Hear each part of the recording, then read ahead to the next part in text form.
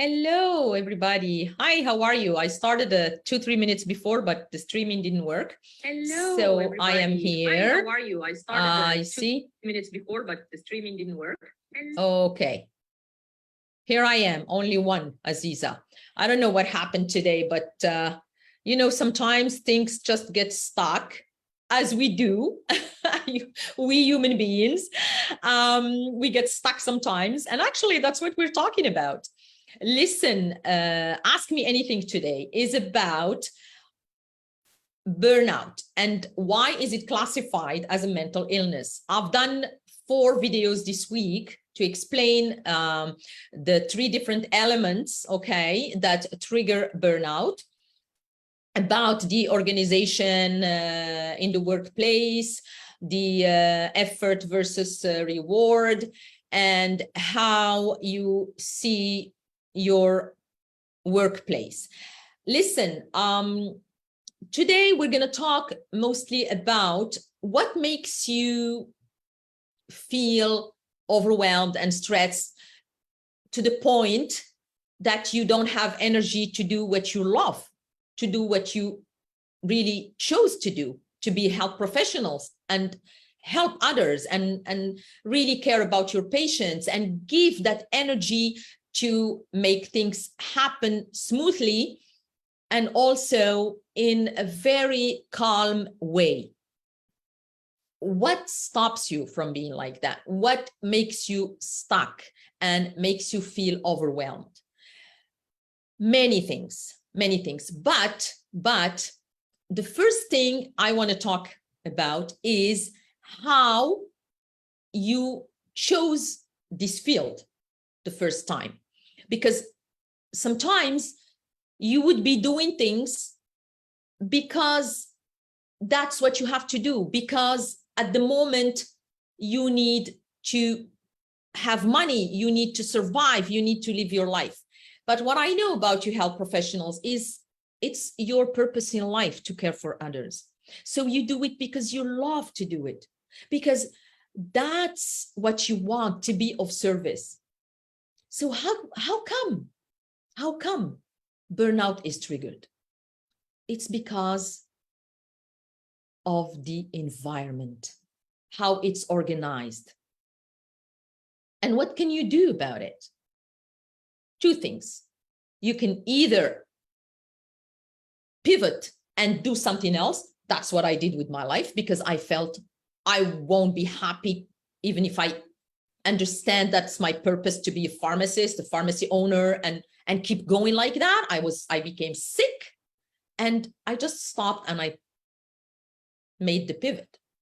But the second way is to stand up for your rights, to stand up by say, we are here, we need well-being at work, we need to be served, and we need some freedom. We need to be happy and calm when we are working, okay, on a daily basis.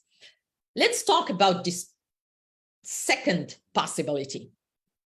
It's important that you health professionals, you with your coworkers, your colleagues, you understand that an organization will keep going the way they know. But if you create a committee, if you start teaching them that there are other ways, okay, I can't go with this overload of work. I can't do all the tasks in one day. I need help. Or listen, I can't be of service to my patients. Maybe if I keep doing all these tasks, my patients will be unhappy because I would let them down. What you want is to ease the pain and the suffering around you, okay, without being emotionally involved.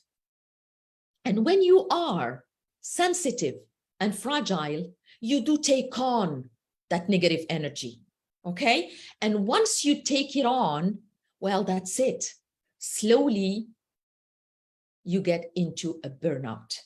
Because at the beginning, you think it's just stress.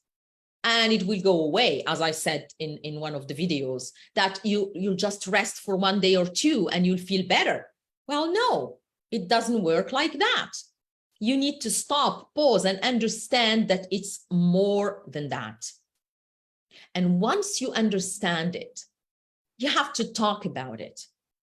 And to be able to talk about it, you need to be all of you together to set away a safe space, okay? A safe space where you can discuss this matter, when you can talk about burnout without feeling guilty, without feeling judged by others. And that is why the World Organization of Health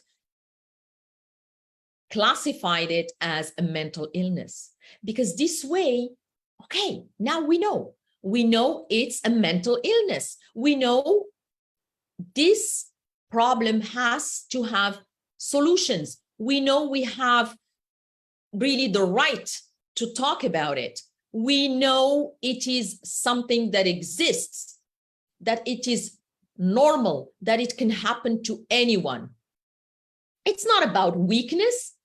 It's not about being strong and not feeling stressed and saying, no, I can get over this easily. No, it's about asking for help.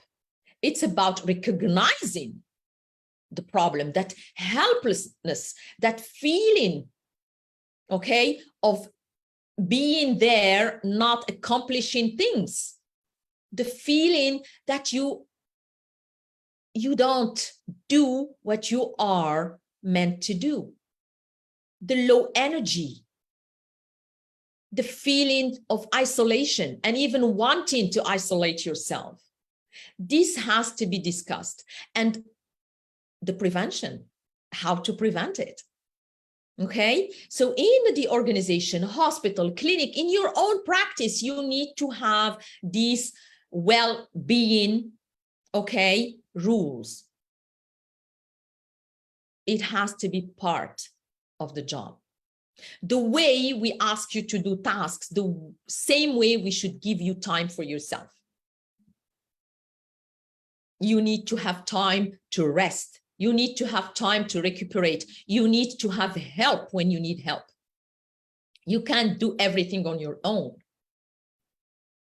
And mostly you need to talk. Even have a hotline where you can call and talk about your feelings, or meetings, or someone, even not from the organization, someone that would be there for you when you need help, that you can contact, you can talk to. And also keep note of it. When someone has a burnout, okay, and you know why, and you find the reason why this is happening, you have to keep note of it and change the way you do things. If you don't stand up for what's good for you, nobody will do it for you. Nobody will. And slowly within an organization, things can start changing. It's about awareness. It's about becoming conscious that it is a mental illness. It is something that happened because of the workplace, because of the culture of the organization, the way things are done. Okay. Yes, it does happen to you, but it's not coming from inside. It's coming outside of you. That is burnout. Burnout is what happens to you when you are not happy with the workplace and how things are going. It's when you wake up in the morning and you drag yourself to work and you feel so tired and exhausted, but oh no, I'm going to be fine once I get there. It's when you start talking about, oh my God, it's too much for me. I can't finish the work today. I can't do all these tasks. It's about complaining all the time that things are not organized, are not structured. There is no process. That is the point where you are fed up and you don't feel happy to do your job anymore. Prevention is the key to happiness at work. Prevention of mental illness, of burnout, of compassion fatigue. It's just that it's slightly different, as I explained in the videos. You can watch them if you want to know the difference. So this is my answer to the question, what am I going to do since it's related to the workplace? I am not the manager. I am not the CEO. I am not the owner. What can I do? Well, yes, you can do things. You can raise your hand. You can say what you feel. And organize yourself with other co-workers before you do it. You ask for a meeting, but prepare yourself. Have all the points, what you want to discuss. Preparation is key. But to be able to do that, you have to do mindset check every day. Why am I feeling the way I'm feeling? Because I'm thinking a certain way. Once you think you're not happy at work, once you think it's not organized and you go to work, oh, it's not organized, I have too much to do. The moment you think like that, your emotions come. They raise about how tired you are from this, and you keep doing the same thing and it goes in a circle. The more you think negative about the workplace, the more you're going to be tired and exhausted. Mindset check. Okay.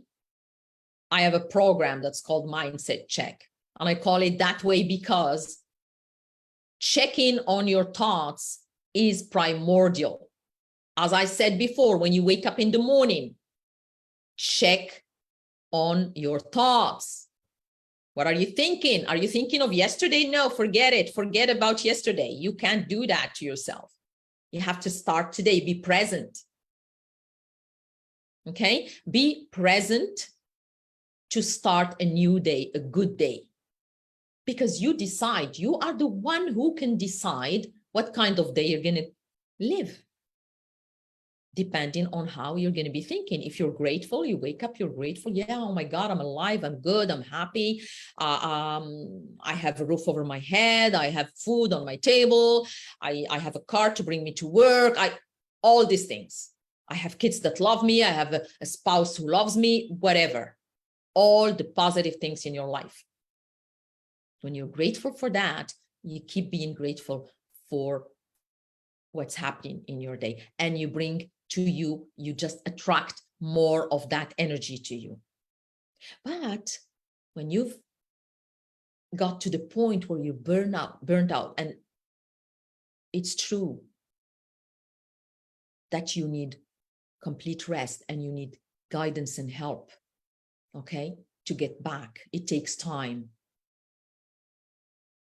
to get back to a normal way of being. So let's prevent it. Check your thoughts. Check what's your mind, what your mind is telling you. Your mind can make you its slave if you keep going with the thoughts it presents to you. But if you tell your mind, I am deciding what to think and I will be having a good day today. I don't want to hear about yesterday. I don't want to hear about the problems that happened before. I am going to make my day the best. Then you become the master. Yes, you become the master. When you know how your brain works, you become the master of your mind and you create life on your terms. The life you want, being a health professional that you're born to be, that you decided to be. Okay?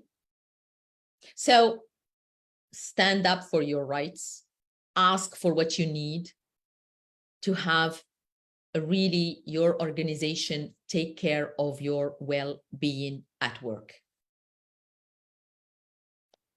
Now, let's get to the second situation, the one where You just know it's not for you anymore. How would you know that? You know that when you do mindset check, when you are present, when you are aware and conscious of the present moment, and in that present moment, you are not happy where you are with what you're doing, then it's time to change. It's time to change, because whatever you thought was your purpose, your mission, is not. And it does change during a lifetime. I mean, you can have a purpose that can evolve or change completely.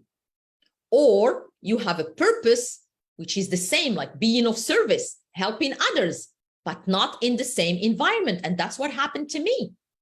Yes, my purpose is the same. I want to be of service, and I want to help a lot of people be happy, healthy, and enjoy their life and thrive like you as a health professional. But I didn't want to do that as a pharmacy owner anymore, because there were things that I had to do at the same time that I just didn't like, that made me stressed and overwhelmed. I didn't like to manage a pharmacy business. I didn't like all the tasks that, well, here in Canada, the government was giving us to do. I didn't want that, because it took time from me, the time that I wanted to spend with my customers. I just wanted to take care of my customers, their health, their prescriptions, check their file, know exactly what's good for them, explain to them the side effects, contraindications, consult with them, all that. And you know what? That's how I noticed I was coaching them at that time. I was coaching my customers at the pharmacy. And that's how, okay, let's stop all this and do it in a different way. This environment is not for me. That's not, it doesn't make me happy. It doesn't, absolutely not. I feel happy to be with my customers and serve them, but I'm not happy doing it in this environment. And that's how I became a mindset coach, transformational coach. And I use this experience that I had in a pharmacy to help you, health professionals, find the way, find that happiness you're looking for, find that work-life balance to thrive at work and at home, to be able to see your friends, to go out, to have activities with your kids, to travel, to have time for yourself, to meditate, to read, to listen to the music, to work out, and to be financially free. Yes, you can do it. So these two possibilities are available to you. It's your choice to decide, okay, I know burnout is mental illness and it can really ruin somebody's life, take away happiness, joy. So I'm going to prevent it. How? By making sure I do mindset check. I listen to my thoughts. I change my emotions. I become more present. I don't live and dwell in the past. I don't project myself in the future. I stay in the present moment to enjoy what I'm doing and ask for a better well-being at work. Ask for it. If you don't ask, you won't get it. Or, okay, I'm doing all this, but what I think is this environment is not for me. I need to be somewhere else. I need to do it somewhere else. I need to move on. Oh my God, during this pandemic, I've seen so many people pivot in their business, in their change jobs, change careers. It's possible and it's good. Why not? Change brings new things to your life. So what do you think? I hope I answered these two questions, and I would love to give you more insights. So first of all, if you are here live, just put hashtag live so I know you're here, and tell me where you're from. Put your name, I'd like that. And if you watch the replay, put hashtag replay so I'd know. And if you really liked this video, put like so I know and I keep doing this. And also, I have a podcast that's called Claim Your Freedom that you can watch on Tuesdays. You can learn so many other things around work-life balance, burnout, mindset check, how to check what's happening inside your mind. And if you want guidance and you want to learn more about mindset check, my mindset check program, you can connect directly to me. I'm here for you guys. You can send me a DM. But please be aware that it's your choice and responsibility to create that work-life balance no matter what. I wish you a happy weekend, a great weekend, long weekend, and I'll see you next week.